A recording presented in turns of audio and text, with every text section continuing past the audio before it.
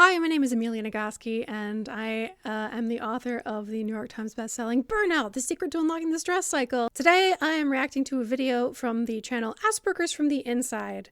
The title of the video is How to Avoid Autistic Burnout, parentheses, Is it even possible, question mark, exclamation point, close parentheses. I'm just going to go ahead and say, yes, it's possible. Of course it's possible. It's like saying, is it possible to prevent disease? Yeah, of course it's possible. But let's see what he has to say. Hi everyone, welcome back to Asperger's from the Inside. You're here with Paul. Hi, Paul. Today's topic is it even possible to avoid autistic burnout? Yes. Or is it just an inevitable part of our lives that we just have to learn to deal with and to plan to be burnt out every once in a while? For all that I'm saying no, I have burned out at least twice in my life, like big major burnouts. So I'm like, oh, can I prevent it? I mean, I couldn't, but I mean, if you know the skills, you can. So I guess firstly, have a think about what do you think of when you think of the term burnout? What does it actually mean for you? Because in getting a practical answer to this question, it helps to know what we're actually talking about. What does burnout define your actually terms mean, actually look like for you? So for me, for example, there's a couple of different types. There's kind of the smaller type where I just get exhausted really quickly and it feels like I get to the end of my energy and my executive function falls off a cliff, and that's the end of that. No more doing anything for the day. So that's like a mini burnout where I've burnt out for a short period, but yeah, I have heard people use the term that way. There is a whole conversation to be had about using like clinical terms in a colloquial way. Some people object to the use of clinical terms in a casual way. So if somebody says, oh, I'm so depressed about, this, blah, blah, blah. But like, they're not depressed, they're bummed, or they're disappointed, or they're like a little sad. That's not depression. Somebody else I know really is put on edge when somebody uses the word like addicted in a casual or colloquial way. If you say like, I'm just addicted to that new show or whatever, that's very off-putting for people for whom addiction is a disease. Not all of them, but like I know that there are some people who feel like, oh my God, stop using the word addiction in that way, and it gives them the heebie-jeebies. I feel like the winning side of history is always going to be the flexible side, like language going to do what language going to do. People are going to use words the way they use words. And for me, if you think of a burnout as like a thing that could happen at the scale of a day, I mean, that's fine. If that's what that word means to you, fine. But all the work I've done, all the research that's been done using the term burnout does not refer to it that way. So if you're reading about burnout in a scientific way, that is this like kind of daily level burnout is not going to fit any of the definitions or the terms that are used in the research. But if you're just like talking about, ugh, I'm so burned out today, yeah, I mean, that's a perfectly valid way to use that term. With a little bit of rest, maybe a day, maybe a weekend or something, I'd be back on track. Right. Another type of burnout is a little bit more long-term. It's the type of burnout where you've been working really hard for a long time. At the moment, for example, Melbourne has been in level 4 lockdown for a long time. It feels like forever. Right. So that's really tough. I've been working really hard to put this autism summit together, right? And it's been something that's been constant for weeks and weeks, building up to right now. So I can feel that coming on, so that when I take a break, I'm tired when I take a break and I feel like I'm at the end of my energy. And then I take a break for a day, a night, an hour, a weekend. And then when I go back to work, I'm already tired. First thing Monday morning, already feeling like it's Friday afternoon. So that is a pretty clear sign that my body needs a significantly longer break to adequately recharge. I wonder, what are you doing on that break? Like when you're saying you're taking a day off, Is it just a day off of work, or is it like a day in bed, or like what are you doing with that time off? Because rest, look, the definition of wellness is not a state of being or a state of mind. Wellness is the freedom to oscillate through all the stages of being human. I'm gonna like fast forward just so your face is not stuck in this funny position. Okay, that's a little bit more normal. I'll freeze with you there. So wellness is the freedom to oscillate through all the cycles of being human. So from effort to rest and then back to effort again. So kind of why on that daily level, if you have put too much effort in and then you need to compensate by oscillating back to rest. I think at a daily and even a weekly level, our bodies can handle that kind of oscillation, even to the kind of extremes that autistic people sometimes go to. That you're still not getting stuck. As we say in the book also, like stress is not the problem, getting stuck is the problem. You want to be able to move all the way through the cycles. And so if you are in lockdown, that's the opposite of wellness. If you are working on a major project and it's weeks and weeks of very difficult work, that is being stuck. So you need to oscillate into rest, but what exactly you're doing when you rest. If you have a weekend off, there's lots of things that count as rest. Anything that refuels or recharges, which I think is what he just said. So he's about to talk about it. Just taking a day or an afternoon or a weekend is not going to cut it. So last weekend, I attempted to avoid burning out, right? I can't afford to burn out. The summit, I've been working so hard on this for such a long time. The summit is coming up. I need to be there, need to be on the ball while it's actually going on. So how do I avoid getting burnt out? Something that I tried taking 4 days in a row completely off. Good. No work, no phone, no internet, no screen time. Absolutely none of any of those distracting, tiring things from Wednesday afternoon till Monday morning. That was a lot of no's. Here's the things I'm not doing: no phone, no internet. What did you do? What did you do? What were the restful things? So how'd you spend 4 days? That was a huge thing to do. At least it felt like at the time. And then when I got to Monday morning, I thought this actually is only just, it helped significantly, but it's not quite enough. I'm going to need at some point to take a significantly longer period of time off to allow my brain to recharge. Longer or more effective? When I was in doctoral school, which is the worst burnout of my life was in doctoral school, I would take 24-hour vacations, and it was 24 hours, and I discovered a specific combination of activities that I could do that would make it so that after just 24 hours, I felt recharged and refreshed. It included getting a massage and eating sushi, because these are the things that like just cut through all the stress and just got into the nitty gritty of like, let me push all of that tension physically out of your body, and then let me feed you something really delicious that feels like a special treat, and also just is like fresh and like just that was the combination for me. In 24 hours, without fail, every time I did this, I went back and I felt better. It took me several tries to come up with that combination, but it's not necessarily that you need more break. It could be that you just need to do. What are you doing on your days off, Paul? What I find is that part of the intense focus and the monotasking and the liking to focus and do one thing at a time. Yes. It means that my brain takes a while to shift from one gear to the next gear. Yeah. Which means that taking 2 days off over the weekend is not enough, because it probably takes 2 days to get into a relaxing mode, and then it's Monday morning again.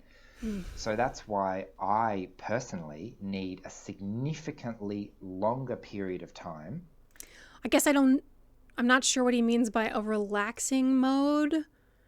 For me, although when I was first learning how to do this, I was also reading the science about it. And like, Emily was like feeding me peer-reviewed research about how to do it. So for me, relaxing mode counted as engaging my parasympathetic nervous system, which you can do by exhaling for a long, slow count of 6. Like you can engage your parasympathetic nervous system anytime. So I'm not sure what he means by relaxing, but I do want to acknowledge that, yes, the idea of hyperfocus and the capacity of, oh, I'm so sorry, I paused you in that terrible expression again. Okay, that's a little bit better. Okay, anyway. The idea of hyperfocus and shifting gears being such a heavy lift. For everyone, attention shifting is a cognitive load. You're doing one task and then another task. Each of those is a cognitive load, and changing from one to the other is another extra little push of energy. For a lot of people on the spectrum, it is extra bonus hard to switch from one thing to another. And we do so well just spinning in one gear.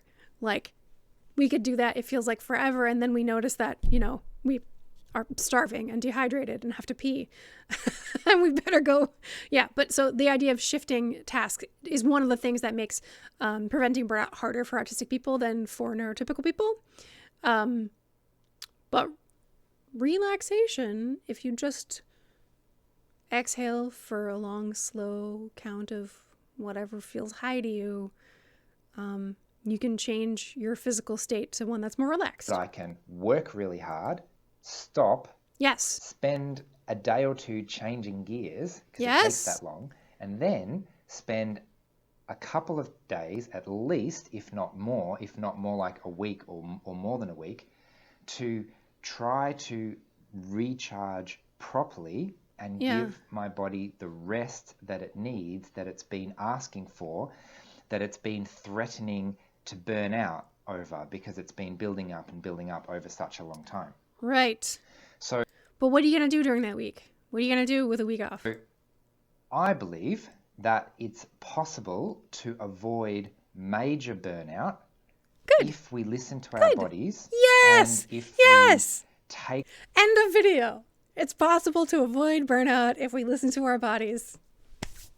Mission accomplished. Good job, Paul. That rest in advance before it gets to that critical half a video stage. To go. There's a saying that I like that, if you don't put a rest day in your diary in advance, then your body is going to choose one anyway. So either you choose one voluntarily 100%. or your body's just going to choose one when it decides that enough is enough and I'm not going to endure this punishment anymore. Yes. I'm going to shut down and force you to rest. Totally. I did a video on this a little while back. Sometimes getting sick is a way of my body forcing myself to rest. Exactly. No, this is super common, especially like in academic settings. Getting sick at the end of the semester, just like pushing as hard as you can. My students all would push to the end of the semester, and then they just all collapse and get sick. So that's talking about this big burnout, which can look like needing to take weeks, months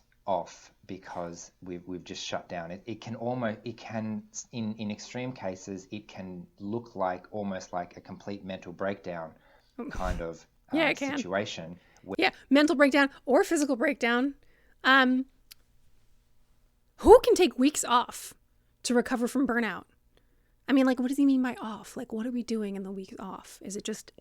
Because rest can be a lot of things. It can be actual sleep, daydreaming. We quote Rachel Maddow in the book, who talks about preventing burnout by working really hard and then coming home on the weekend and like chopping wood and going for long walks and, having close connections with her family. Like, that's active and doing things, but it's refreshing and refueling doing. When I think of multiple weeks off, I just think of like eat, pray, love in it. Like just dropping everything and walking away and just recovering and taking time for yourself to explore. Like, I literally don't know anyone who can afford to do that. I mean, if you have the resources and you can just like drop everything and walk away from your life and just focus on recovery, do it. Do it. Awesome. Good for you. Oh man, I'm thrilled for you. But I don't know anybody like that. Everybody in my life needs to like work and take care of kids and pay their bills and stuff. And there's a lot of effort to be put into day-to-day life, and nobody can just like drop it and take time off. So of course you can be active in your life and still recovering from burnout. Otherwise, no one would ever recover from burnout. A lot of journalists have asked me this. Do I need to quit my job to recover from burnout? No, you can still be active and working and still recover from burnout. Suddenly just things aren't working anymore, and we just don't have the capacity, and it's not getting better in a short period of time. It takes a long time to recover, as I said, potentially weeks or months or more. After my doctorate, I was so burned out. I mean, I was an empty shell, a husk, pretending to be human. And it took me a solid 3 years of working a full-time job and 2 part-time jobs and commuting 65 miles each way, and actively trying to do things that would help me recover. I had read the science, and I was starting to to be a regular Tai Chi practitioner, to do all the things that I had to do while I was still active in my life. It took 3 years to recover from a 5-year program. So, I mean, if that's what he means by taking a long time to recover, yes. But I mean, like, what steps are you taking? What are you doing while you rest and take time off? So, that said, is it possible to avoid the kind of shorter burnout that I was talking about earlier, where at the end of the day, or at the end of the week, or at the end of the month even, I feel like I've hit the end of my executive functioning abilities, used up all the energy, and that's it, candle exhausted. In that sense, I'm not sure the answer is yes. I actually think that for myself at least, and again, tell me if this is relevant for you, if it makes sense for you as well, I work in intense bursts of energy and productivity. And like I said, with the gear switching, I'm burning a huge amount of energy for a relatively short time, getting a huge amount done. And then at the end of that, I'm essentially burnt out by any definition. No energy left. Not any definition, but a colloquial use of the term to be like, I have nothing left to give right now. Yeah, no, this is an excellent point. The hyper-focus and the capacity of people on the spectrum to just be like, I am doing this one thing right now. And that's been an incredible strength for me. I love my capacity to hyper-focus, but yeah, it's totally true that that does make it more difficult to prevent yourself from going too far. No mental resources left. No choice but to stop and do almost nothing and recharge for a significant period of time. Yeah. Obviously with these... but significant is a day or two. Shorter time frame burnouts, that significant period of time might be the rest of the day. Exactly. The rest of the weekend. Yeah.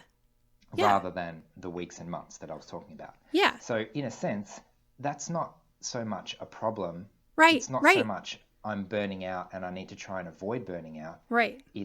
This is my working style. This is my living style. I work intensely and then I have an intense break. Otherwise.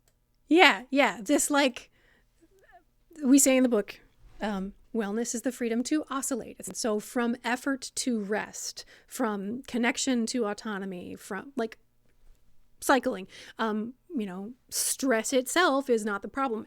Work is not going to cause you to burn out as long as you have access. It's getting stuck into one place that's going to be dangerous to your well-being.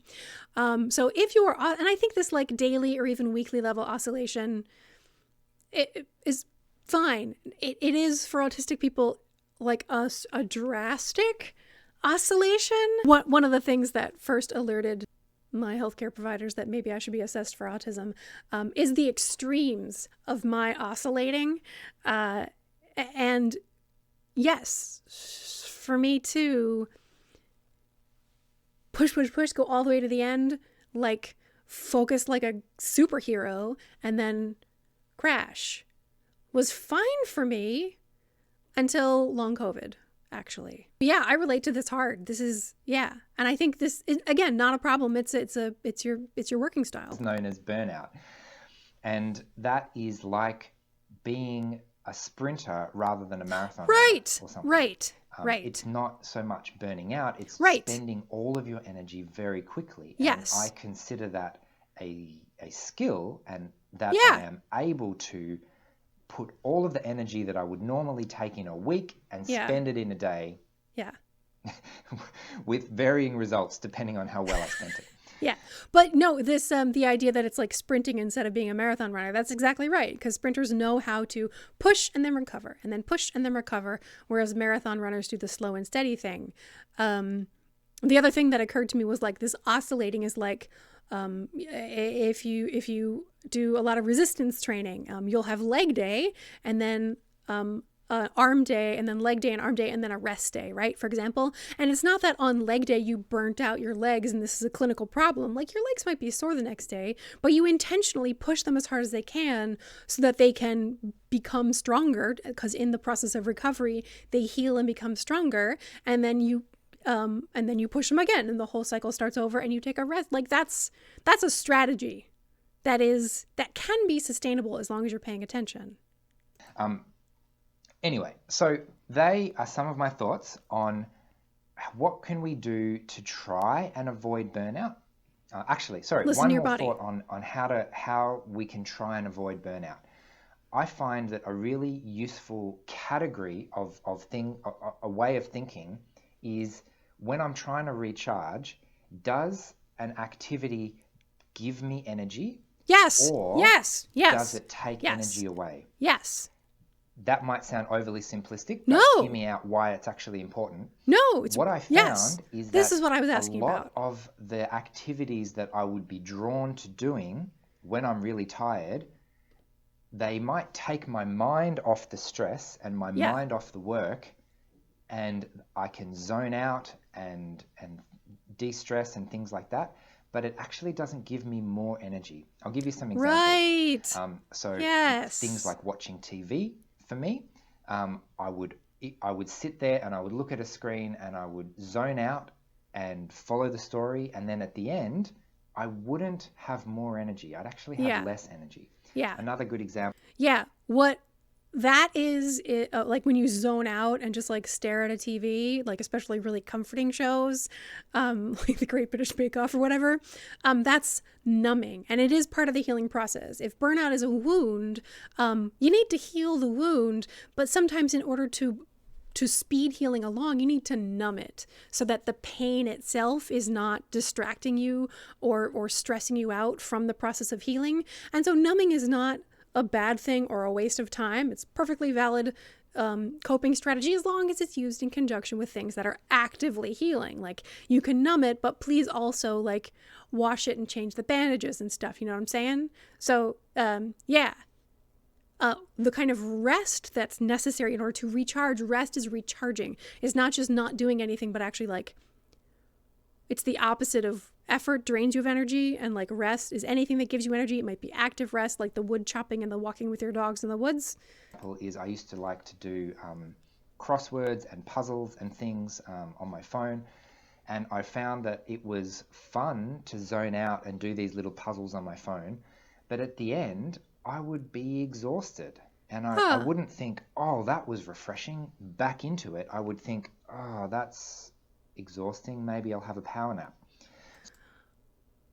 For some people, a little puzzle like that would be refreshing. So, I mean, sounds like he's listening to his body, so yay. So on the other side, there are some things that actively give me a significant amount of energy, either short-term or long-term. Yeah, so do those. So short-term, how to get energy back. Power nap, I love power naps. Yes. More long-term, things like... Naps do not work for everyone. The majority of people, yes, will benefit from a nap. Some people, a nap will interfere with their nighttime sleep, and they should. But it sounds like he's listening to his body. He knows that naps work for him. Exercise and going for a walk. Exercise, exactly. Physical activity. For some people, physical activity is just draining, but for again the majority of people, light exercise is refreshing and will actually give you more energy. Having interesting, intellectual, engaging, stimulating conversations with people. Yes. For for actually the research shows that like talking about your feelings is refreshing for the majority of people. But it's funny that he's like an intellectually stimulating conversation. Me too, man. I don't want to talk about my feelings. Don't make me talk about my feelings. I just find it draining. I know it puts me in the minority, but like I would much rather like log on to, a discussion topic about Stormlight Archive and like read all of like other fan theories than talk about my feelings. Like the intellectual thing will be refreshing for me, whereas for the majority of people, an emotional conversation will be refreshing. Or the kind of social interactions that simultaneously take my mind off a stress of work, for example. Yes. And social interactions still allow me to sit around and relax and be awake and actually recharge. Yeah, the thing is that for people on the spectrum, social interactions are often a source of stress. So finding a social interaction that is not a source of stress, like social interaction, humans are 90% chimp, 10% bee, as Jonathan Haidt says. We are a hive species. We are meant to be connected to each other. We're meant to oscillate into connection and back to autonomy, right? But for people on the spectrum, finding sources of connection that are more energy giving than energy draining is a little trickier. So by thinking about those things in different categories, I found that personally really helpful. Yes, very good, very good, very good. There were a lot of activities that I would massage do and sushi. When it's not tired, for everybody. That actually don't give me more energy. They just yes, take even more energy away from me. Just because you're taking the day off. Yeah, good. So might leave it there. Oh, good. Mainly this video is focused on rest, of the oscillation from effort to rest, how far to go, oscillating both directions, and what to do. Like what specifically is rest? That's terrific. In the end, rest itself cannot be the cure for burnout. In the end, rest only works because you live in a world that allows you to rest and does not require that you push yourself all the way to your limits every day. And we do live in a world where it is suggested to us that we would be morally superior human beings if we pushed ourselves to our limits every day. And we feel that pressure all the time. And the only way then that rest can truly be a source of renewal is if we have people around us who will defend our rest and help us access it and remind us that we deserve it and that we are worthy of it just as we are, without having to conform to the socially constructed ideal, which is why the cure for burnout's not self-care, not even rest. The cure for burnout is all of us caring for each other.